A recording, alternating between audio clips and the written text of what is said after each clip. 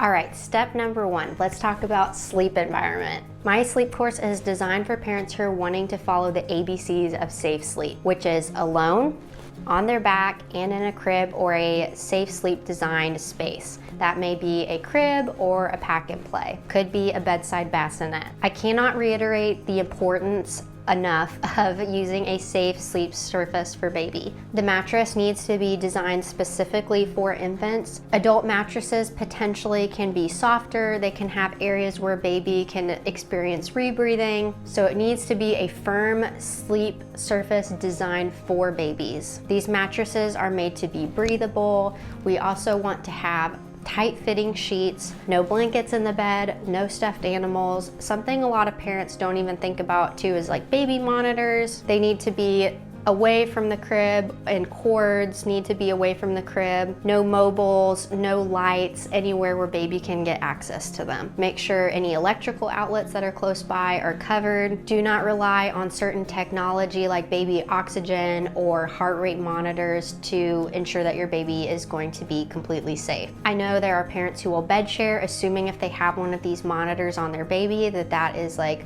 completely protecting their baby and will alert them to any changes, but that is not necessarily true. These monitors are not 100% safe. They can fail. So I never want you to completely rely on a piece of equipment. Now you have to decide where you feel most comfortable with baby being in regards to where you are sleeping. Now the American Academy of Pediatrics has kind of constantly changing recommendations on this. The current recommendation is to keep baby in your room for a certain amount of time in their own safe sleep space. Please talk to your pediatrician about this and kind of determine what's best for you and what works for your family. I personally was unable to sleep with my baby in the room with me. She was just a very, very noisy sleeper. Any movement she made would wake me up, or any movement if my husband came in the room later at night, it would wake the baby up. So in talking to my pediatrician, we determined the best thing to do was to move her out of my room because I needed to get sleep in order for me to be an effective caregiver with her. So what we ended up doing was moving her into her own room, which is right on the other wall from us. And we had a sound monitor on her and a video monitor on her as well. This way I could hear her if she cried because we were so close to her room, but any shifting or just kind of normal baby noises wasn't waking me up. If you want to keep baby in your room, you might play around with where baby is in your room. Maybe you don't want baby in the bassinet right next to you. You could experiment with putting them across the room. You could get like a slumber pod or some kind of device that keeps baby more isolated.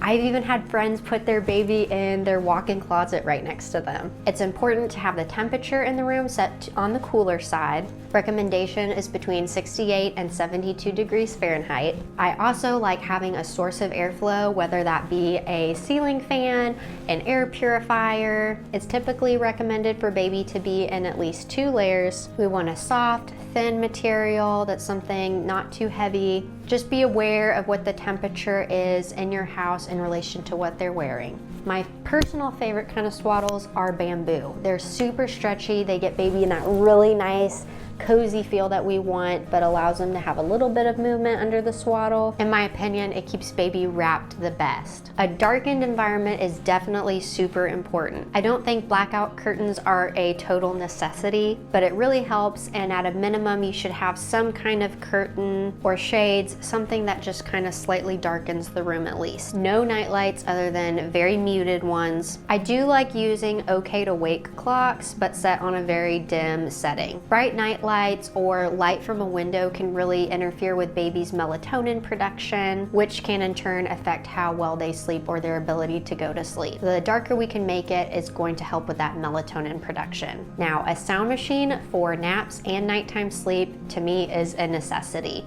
We want it set on white noise or brown noise. It should be just loud enough you can hear it on the outside of their door. Obviously, we do not want to set it to a dangerous level. It needs to be loud enough that like noises out in the house are not going to wake up the baby, you know, like other kids playing, doing the dishes, etc. The AAP recommends that sound machines need to be at least 7 feet away from the baby, and it needs to be set to less than 50 decibels or less. There are lots of apps you can get where you can test the output, the sound from a sound machine to make sure it's safe for your baby.